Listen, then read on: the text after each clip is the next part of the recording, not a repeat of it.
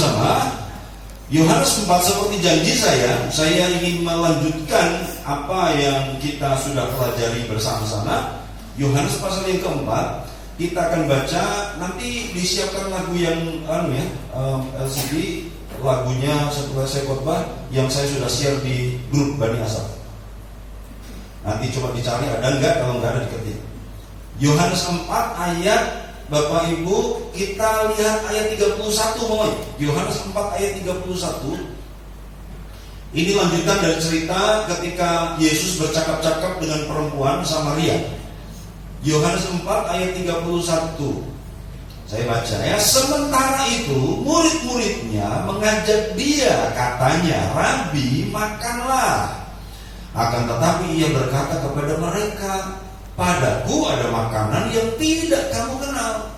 Maka murid-murid itu berkata seorang kepada yang lain, "Adakah orang yang telah membawa sesuatu kepadanya untuk dimakan?" Kata Yesus kepada mereka, "Makananku ialah melakukan kehendak Dia yang mengutus aku dan menyelesaikan pekerjaannya." Ini kehendak apa sih maksudnya? Ayat 35 kita baca dulu ya, selesaikan dulu. "Bukankah kamu mengatakan 4 bulan lagi tibalah musim menuai? Tetapi aku berkata kepadamu, lihatlah sekelilingmu dan pandanglah ladang-ladang yang sudah menguning dan matang untuk dituai. Sekarang juga penuai telah menerima upahnya dan ia mengumpulkan buah untuk hidup yang kekal, sehingga penabur dan penuai sama-sama bersukacita." Ayub nabur, ayub menuai, saudaraku ya, karena sama sukacitanya. Bapak Ibu yang nabur, Bapak Ibu akan menuai, dan ada saatnya kita menabur, ada saatnya kita menuai, dan Allah berkata akan bersukacita bersama-sama. 37. "Sebab dalam hal ini benarlah peribahasa yang seorang menabur dan yang lain menuai. Aku mengutus kamu untuk menuai apa yang tidak kamu usahakan. Orang lain berusaha dan kamu datang memetik hasil usaha mereka." Ini sebenarnya sedang bicara penginjilan, saudara ya. Kadang-kadang orang tuh nabur nginjil nggak mau percaya orang itu, tapi nanti hamba Tuhan lain datang di follow up, dia jadi percaya. Gitu. Jadi saudaraku, kadang-kadang kita nggak boleh berhenti bersaksi. Kita bersaksi kayaknya nggak ada respon, Pak. Kita bersaksi sama dia kayaknya dia dingin saja. Kita bersaksi saja, kita menabur. Nanti orang lain yang menuai, nggak masalah. Yang mengerti katakan amin ya. Haleluya. Jadi jangan lihat respon hari ini, jangan lihat apa yang di depan mata hari ini, sebab akan datang waktunya orang lain menuai. Gak apa-apa. Bukan kita yang diuntungkan, kok kerajaan Allah yang diuntungkan ya. 39. "Dan banyak orang Samaria dari kota itu telah menjadi percaya kepadanya karena perkataan perempuan itu, perempuan Samaria, yang bersaksi, 'Ia mengatakan kepadaku segala sesuatu yang telah kuperbuat.' Ketika orang-orang Samaria itu sampai kepada Yesus, mereka meminta kepadanya supaya ia tinggal pada mereka, dan ia pun tinggal di situ 2 hari lamanya. Dan lebih banyak lagi orang yang menjadi percaya karena perkataannya. Dan mereka berkata kepada perempuan itu, 'Kami percaya, tetapi bukan lagi karena apa yang kau katakan, sebab kami sendiri telah mendengar dia, dan kami tahu bahwa dialah benar-benar Juru Selamat dunia.'" Oke. Bapak Ibu, kita sudah belajar bagaimana Yesus berbincang-bincang dengan perempuan Samaria. Dia dalam perjalanan ke Galilea, dia letih. Alkitab berkata begitu ya, itu ayat sebelumnya. Bapak Ibu yang ketinggalan, yang kemarin minggu datang, Bapak Ibu boleh baca ayat sebelumnya. Yesus berjalan, dia letih, dan jam 12 siang dia berhenti di sumur Yakub. Sementara dia berhenti beristirahat, murid-muridnya beli makanan di kota. Datang seorang perempuan mau ambil air. Yesus berkata, "Kasih aku minum." Rupanya perempuannya heran, "Loh, kamu tuh orang Yahudi kok mau ngobrol sama aku?" Karena orang Yahudi tidak ngobrol sama orang Samaria. Orang Samaria dianggap Yahudi KW2, karena itu banyak darah campuran dengan bangsa-bangsa lain. Kemudian orang asing tidak bicara dengan antar orang asing, itu tabu.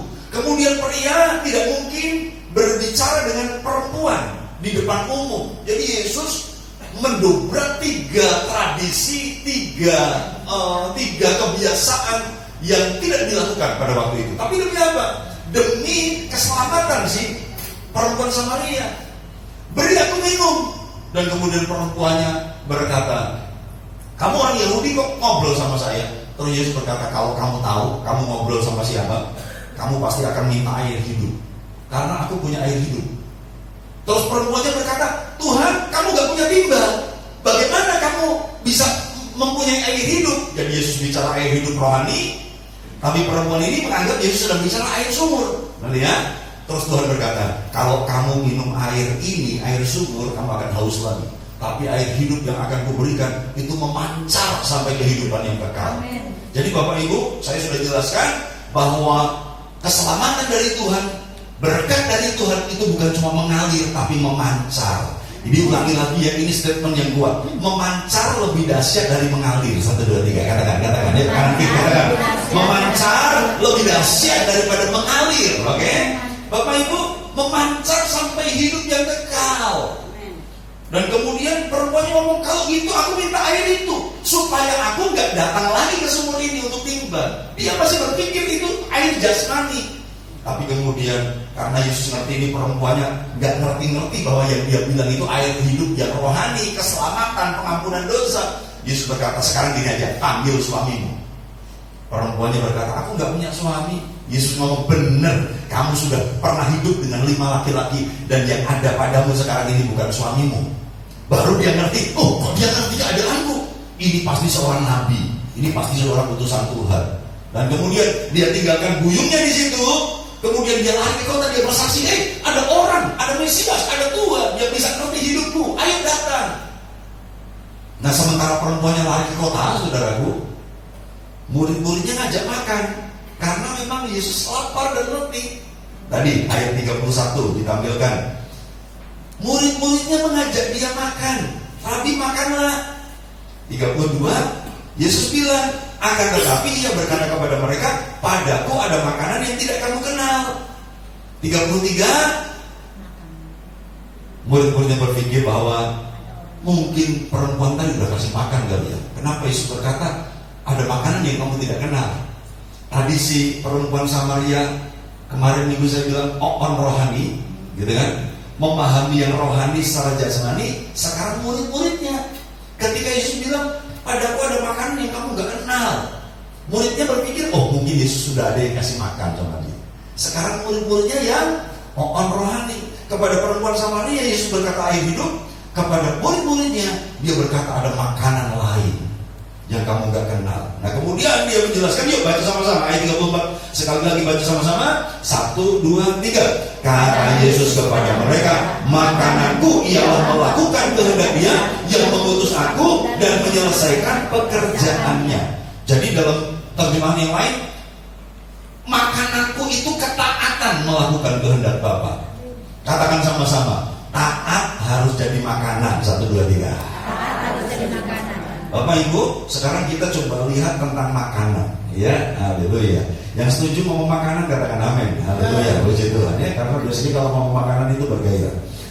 Makanan, Bapak Ibu, yang namanya makanan itu berpengaruh pada kelangsungan hidup manusia. Yang setuju katakan amin. Yang namanya makanan itu selalu berpengaruh pada kelangsungan kehidupan manusia. Katanya ilmu kehidupan ini berkata ada 3 kebutuhan primer. Apa saja? Apa saja? Sandang, pangan, papan. Oke, saya setuju itu primer. Gak punya HP, gak apa-apa, belum punya rumah asal ada kontrakan, gitu kan saudaraku ya. Gak apa-apa, gak punya mobil, gak apa-apa, asal ada sandang, pangan, dan papan. Tapi sekarang saya tanya, dari 3 ini mana yang paling primer? Sandang, papan. Yang paling primer pangan. Jadi kasarannya begini, nek dikon milih tau kuwi, gitu kan? Ben udo asal mangan. Nah, itu saudaraku ya. Loh ya, orang nggak berpakaian masih bisa hidup, masih bisa hidup, begitu. Tapi kalau nggak makan, nggak tinggal di rumah, nggak masalah, asal makan. Mau tidur di emperan, mau tidur di bawah pohon beringin, saudaraku. Bapak Ibu, orang-orang yang berkeliaran di jalan, yang nggak punya rumah, gelandangan-gelandangan, Dia nggak peduli pakaiannya, dia nggak peduli tempat tidurnya. Yang penting makan. Bilang sama sebelah, yang penting makan. Nah, itu saudara ya. Haleluya, puji Tuhan ya. Bilang sama sebelah, ning yo aja utuh. Ya, haleluya, puji Tuhan ya. Mosok makan utuh, tapi ini kasarannya gitu saudara. Kalau disuruh milih, itu kan sandang, pangan, papan. Pasti kita sepakat yang paling berpengaruh dengan kehidupan kita adalah makanannya. Boleh gak punya rumah, boleh gak punya pakaian, asal makan. Nah Bapak Ibu, Yesus berkata, makananku itu melakukan kehendak Bapa. Makananku itu mentaati kehendak Dia yang mengutus aku. Nah, maukah kita di tahun ketaatan yang sempurna ini, kita memahami dan punya komitmen yang baru bahwa aku harus taat, itu seperti aku butuh makanan. Jadi taat itu suka gak suka, enak gak enak, itu wajib hukumnya. Harus. Bilang sama sebelah, taat itu harus. Katakan begitu saudara ya. Taat itu harus, taat itu wajib. Gak bisa ditawar. Karena Yesus berkata, sekelas Yesus tuh, Dia berkata, makananku itu melakukan kehendak Dia yang mengutus aku dan menyelesaikan pekerjaannya. Yang bekerja, ya sungguh-sungguh sampai selesai. Nah Bapak Ibu, ada 3 sifat makanan yang saya catat. Pasti banyak, tapi 3 saja. Mengenyangkan, memuaskan, dan memberi energi. Makanan itu mengenyangkan, makanan itu memuaskan, dan makanan itu memberi energi. Gak makan lemes, gak makan gak bisa kerja. Dan makanan itu mengenyangkan, makanan itu memuaskan. Nah, ketika Yesus mengajarkan ketaatan itu seperti makanan, maka saya percaya untuk orang-orang yang takut akan Tuhan, yang dewasa rohani, maka ketika engkau melakukan sebuah tindakan ketaatan, itu akan memuaskan hidupmu. Amen. Bapak Ibu, Yesus mengedepankan ketaatan. Yesus mengedepankan untuk melakukan kehendak Bapa. Pertanyaannya Bapak Ibu, kapan sih seseorang berhenti makan? Kapan seorang berhenti makan? Mati. Jadi Bapak Ibu, nanti kalau saya mati, tidak usah bawa kopi lagi ke kuburan saya, ya, tidak usah. Bapak, Pak Denny ini senang pete, wah gitu kan? Ini musim pete, Bapak Ibu ke kuburan, Mbak Denny langsung jadi Mbak, saudaraku sekarang karena sudah mati kan, gitu kan? Tadinya panggil Om, tadinya panggil Pak, saudaraku ya. Sekarang jadi Mbak Denny. Ini saya membawa persembahan pete karena saya ingat Pak Denny itu suka pete. Saudara nggak usah lagi. Saya sudah tidak selera lagi dengan kopi, saya tidak lagi selera dengan pete, saudaraku. Kalau mau bawa sekarang, saudaraku, nah gitu ya, jangan nanti, nah gitu ya. Jadi kalau bawa makanan sekarang, jangan nanti kalau saya sudah mati. Nah Bapak Ibu, kita akan berhenti makan ketika kita mati. Nah mari kita punya komitmen, aku berhenti taat kalau mati. Karena kalau di surga itu pasti otomatis taat, karena kita hidup baru. Taat itu sudah menjadi sebuah gaya hidup, dan itu sudah bukan paksaan lagi, itu sebuah kerelaan. Karena saya percaya orang yang ada di surga, orang yang ada di kekekalan bersama dengan Tuhan, itu otomatis pasti taat. Yang setuju katakan amin. Di sanalah ketaatan yang sempurna, karena itu bukan berdasarkan paksaan lagi. Hari ini kita taat, kadang-kadang kita masih terpaksa ya, karena peraturannya gitu kok. Karena semuanya harus begitu kok. Jadi aku harus taat, gak apa-apa. Memaksa diri, mengalahkan kehendak daging, saudaraku, untuk kita taat. Tapi kita selesai dengan ketaatan di dunia ini hanya ketika kita mati. Mari taat sampai mati. Kita selesai makan. Jadi Bapak Ibu, mari kita perlakukan ketaatan itu, melakukan kehendak Bapa dan menyelesaikan. Jadi bukan cuma melakukan ya, melakukan kehendak Bapa dan menyelesaikan pekerjaannya itu seperti makanan. Yang berikutnya, Bapak Ibu, saya akan tunjukkan bahwa beberapa kali Yesus melakukan hal-hal yang sama. Jadi rupanya ini adalah prinsip hidup Yesus. Ketika dia diperhadapkan antara yang jasmani dan rohani, rupanya di beberapa kali Yesus bukan gak peduli jasmani itu saudaraku. Dia kasih makan kok 5.000 laki-laki, dia peduli perut kita. Ngerti ya? Ketika dia bangkit, dia tanya sama murid-murid, adakah kamu punya lauk enggak? Lauk saja dipikirkan Tuhan. Dia nggak tanya, kamu punya roti nggak? Bukan roti. Lauk itu sekunder, bukan primer. Roti, kalau mereka kan tidak makan nasi, saudara. Orang Yahudi nggak makan nasi, mereka makan roti. Yesus nggak tanya roti, Yesus tanya lauk. Yang sekunder saja diperhatikan Tuhan, apalagi yang primer. Katakan sama-sama, yang sekunder diperhatikan, apalagi yang primer. 1, 2, 3, ya. Ya, jadi nggak usah pusing sama yang sekunder-sekunder, saudaraku. Kalau ditanya anak muda, mana yang penting? Sandang, papan, pangan. Kalau orang tua bilang pangan yang penting, kan gitu kan. Kalau anak-anak muda remaja, mana yang penting? Sandang, pangan, papan. Yang penting itu HP dan kuota. Nah itu saudaraku ya, itu buat mereka walaupun gak makan, saudaraku, yang penting ada kuota. Ya, kita berdoa supaya mereka kenyang dengan kuota, saudaraku ya. Haleluya. Iya, daripada untuk jajan dikasih uang untuk jajan karena ada les sampai sore, tapi malah diberikan kuota, Bapak Ibu ya. Jadi buat mereka itu yang penting wudhu, yang penting chatting, nah gitu saudaraku ya. Nggak penting pakaian, penting juga si onggaral, kamu karpe piye, saudaraku. Yang mana biar orang tua saya yang urus, haleluya ya. Sandang dan HP dan kuota itu urusan saya. Nah, Bapak Ibu, Yesus bukan nggak peduli jasmani, tapi 1-2 kali ketika dia diperhadapkan dengan yang jasmani dan rohani, dia memprioritaskan yang rohani. Contoh, ketika dia habis puasa 40 hari, iblis tahu lapar kan? Iblis berkata, kalau engkau anak Allah, apa katanya? Jadikan batu ini menjadi roti. Yesus bukan tidak bisa, Yesus tidak mau. Kalau engkau anak Allah, jadikan batu ini jadi roti, gitu kan? Yesus bukan tidak bisa, Yesus tidak mau. Lalu apa jawab Yesus? Manusia hidup bukan dari roti saja, tapi dari nasi juga. Begitu saudaraku? Jawabannya gitu, firmannya gitu. Manusia hidup bukan dari roti saja, tetapi juga dari ringko, dari donat, saudaraku, gitu kan? Dari bolu. Iya Pak, betul Pak. Tuhan berkata manusia bukan hidup dari roti saja, tapi dari setiap perkataan yang keluar dari mulut Allah. Bapak Ibu, rupanya firman itu bisa akan sangat, kata Yesus, firman itu berpengaruh dalam kelangsungan kehidupan. Beberapa hamba Tuhan, ini teman-teman saya yang merintis-rintis begini, saudaraku, kadang-kadang susah. Dan ketika mereka nggak punya apa-apa, saya banyak mendengar kesaksian teman-teman saya, nggak punya apa-apa, nggak ngerti mau makan apa, gitu kan? Mereka beriman, baca firman.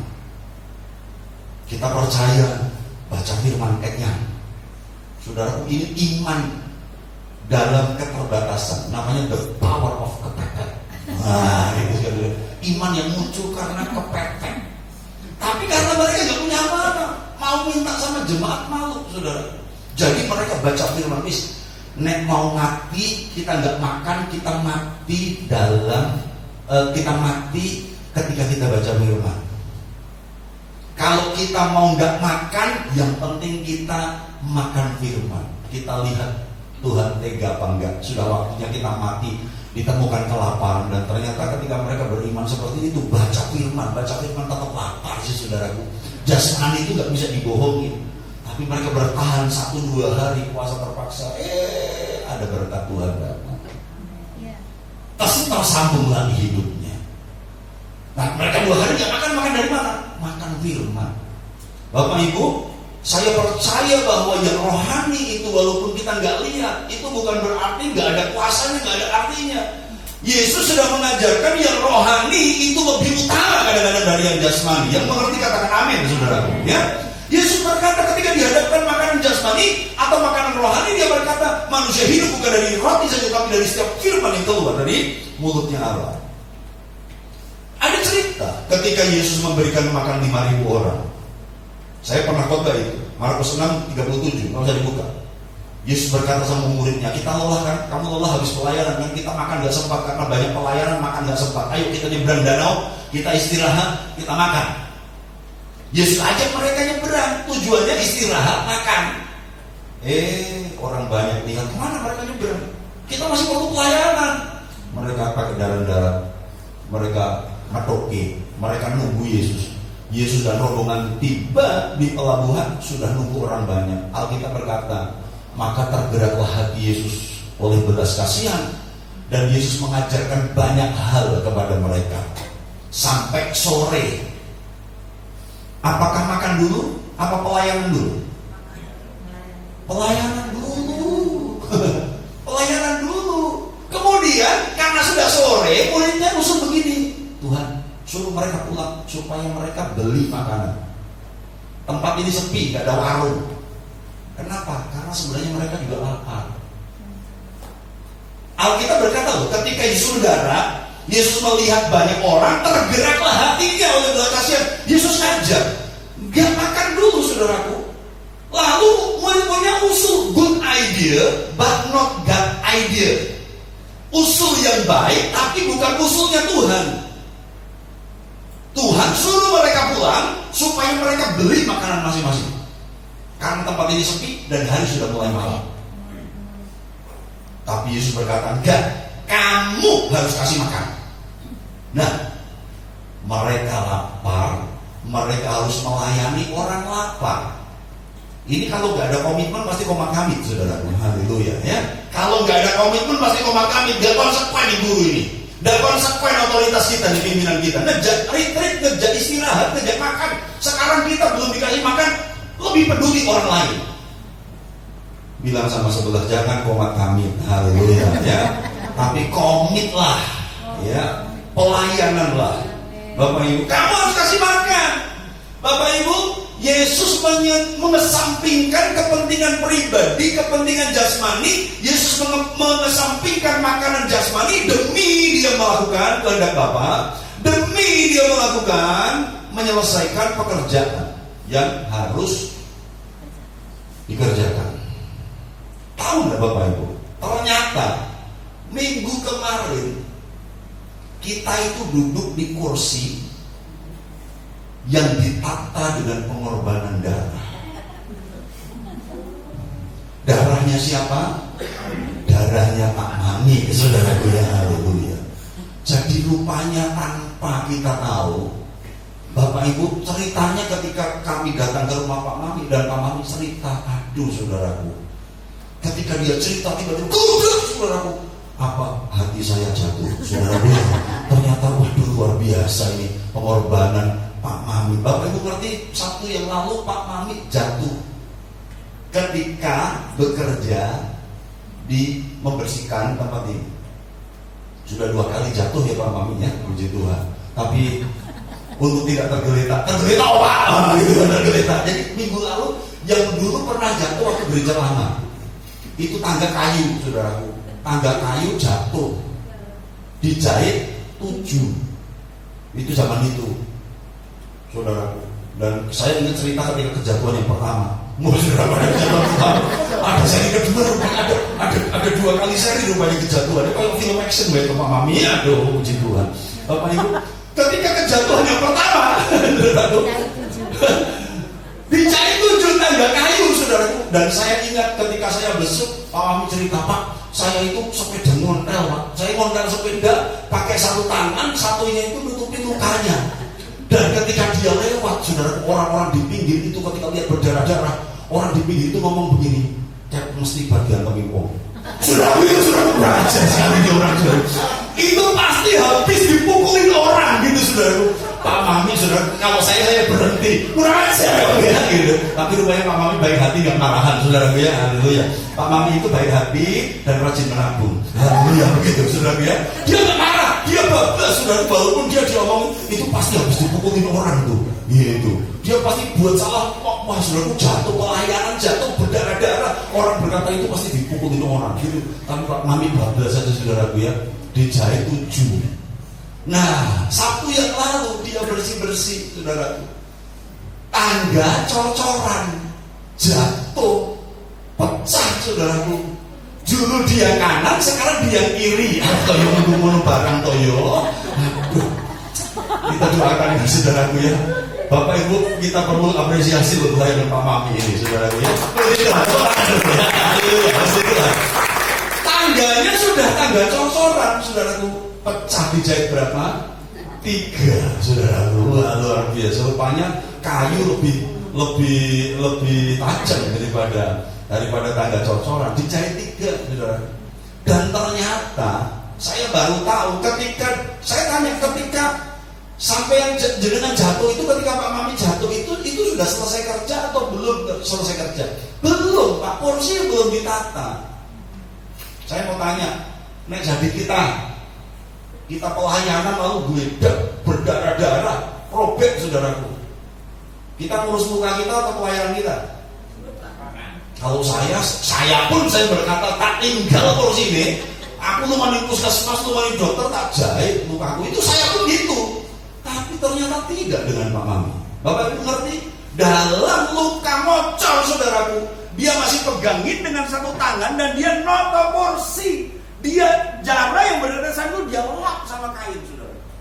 Dia ambil kain di motornya dan kemudian sambil bertetesan darah dia lap, dia atur porsi. Saya bilang, Pak Mami, kok tidak ditinggal saja loh? Saya menyarankan seperti itu. Ini bahaya, saudaraku. Kan terjadi sesuatu bahaya. Nanti muncul berita di Metro TV, marbot karisma, saudaraku, betul, marbot karisma, mati syahid itu banyak, marbot karisma mati syahid, bisa darah, nonton porsi, waduh, gereja ditutup, Pak Mami, gereja kita ditutup di polis lain. Jadi lain kali kita berdoa nggak pakai seri yang ketiga, saudaraku. Kita doakan jangan ada seri yang ketiga. Tapi dan berita Pak Mami jatuh itu baru kami ketahui minggu kemarin siang. Makanya minggu pagi kemarin nggak diumumkan, kami nggak ngerti karena kami belum ngerti. Karena tempat ini memang pas kosong. Kami bertiga, Vion jadi pembicara di Bandungan, saya sama Bu Bebe jadi pembicara di Ngabela. Waktu acara sekolah minggu sesmurni, ya. Jadi memang kosong, jadi nggak ada yang ngerti. Berita bahwa Pak Mami jatuh itu baru minggu siang sampai ke HP saya, dan sore kami umumkan memang minggu lalu minggu sore kami umumkan. Dan ketika saya coba tanya, ternyata walaupun sudah berdarah-darah, dia ambil lap motor, saudaraku, dia ambil di bagasi motor itu dia buka, saudaraku, dia pegang, saudaraku, sambil dia ngelap-ngelap yang jatuh, sambil dia nonton kursi. Tanggung jawabnya, Bapak Ibu, menyelesaikan pekerjaan sampai tuntas. Jangan dipikir ini pelayanan yang hina, siapa sih Pak Mami? Tapi dari sisi dia menyelesaikan pekerjaan, dia selesaikan. Walaupun berdarah-darah. Nah, ada orang yang nggak berdarah, cuma terbeset hatinya.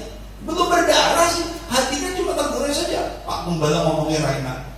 Oh, si Kai ngomongnya Raina. Si Kai rupanya sengak. Gak menyelesaikan pekerjaan, belum berdarah, saudara.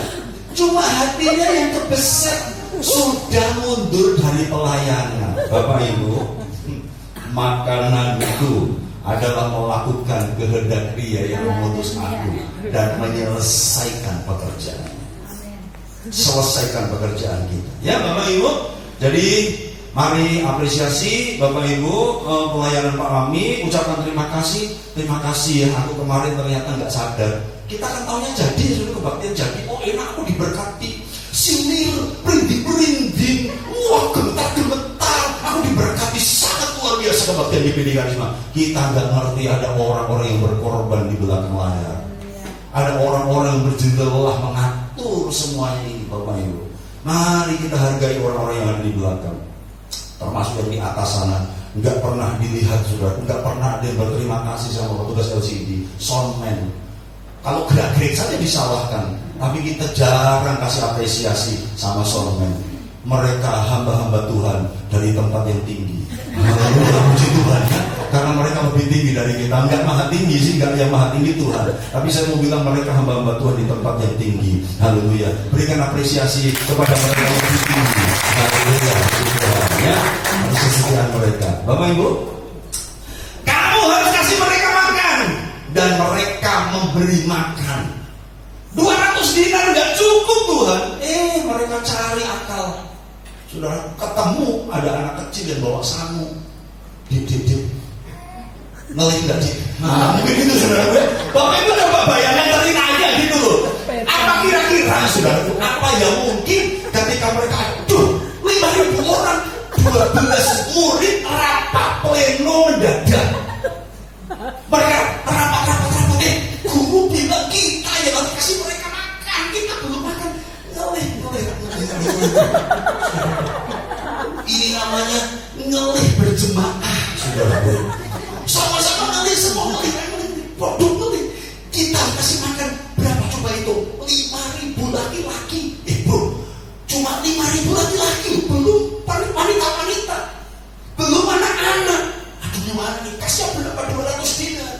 Mereka ngomong, Yesus 200 dinar yang cukup untuk mereka makan. Gimana bro? Cari. Kita berdoa, kita bergumul, saya berdoa supaya roti turun dari langit seperti mana, gitu kan? Mungkin mereka begitu aku tak berdoa, kamu coba cari utangan, mungkin gitu saudara. Kamu coba cari kemana-mana, lihat apa yang kita bisa lakukan. Ternyata saudaraku, Pak Andreas, saudaraku ya, ketemu anak kecil, saudaraku ini Pak Andreas di Alkitab. Pak Andreas yang menemukan, saudaraku. Pak Andreas menemukan, ada anak bawa 5 roti 2 ikan, itu sangunya dia, saudaraku. Nah kira-kira saudaraku, ini dalam keadaan lapar, panik, harus kasih makan 5.000 orang. Apakah tiba-tiba saudaraku dia rampas kecil ya? Nggak mungkin lah saudaraku. Itu bukan murid Yesus yang begitu, saudaraku ya. Murid Yesus bukan begal. Walaupun mereka lapar, begal iwak, saudara. Ada begal roti, ada begal iwak. Saya percaya saudaraku, ini Pak Andreas dia akan ngomong, dek. Kamu lapar gak Dek? Oh lapar ya. Boleh gak kalau itu buat Om aja kan? Boleh gak kalau itu buat Om Andreas gitu saudaraku ya. Adanya siapa sih lo? Ini ibuku kasih bekal untuk aku supaya gak kelaparan. Tapi saudaraku saya percaya ini murid Tuhan yang bernama Om Andreas ini saudaraku, dia komunikasinya baik sehingga anak kecil, oke Om, ini buat siapa? Ya ini buat makan. Makan siapa? Buat makan semua. Gimana caranya Om? Ya ada Tuhan Yesus ya. Saya nggak ngerti ngomongnya gimana. Kira-kira begitu saudara, kira-kira begitu ya. Dia ambil rotinya, dia bawa sama Yesus. Yesus berkata, ini ya aku mau lakukan. Dia angkat yang sedikit saudara, gitu kan? Dan kemudian dia pecah-pecahkan. Dipecah-pecahkan. Next saya sambil mau pecah-pecahkan saudaraku mempositif. Kalau saya. Loh, saudaraku.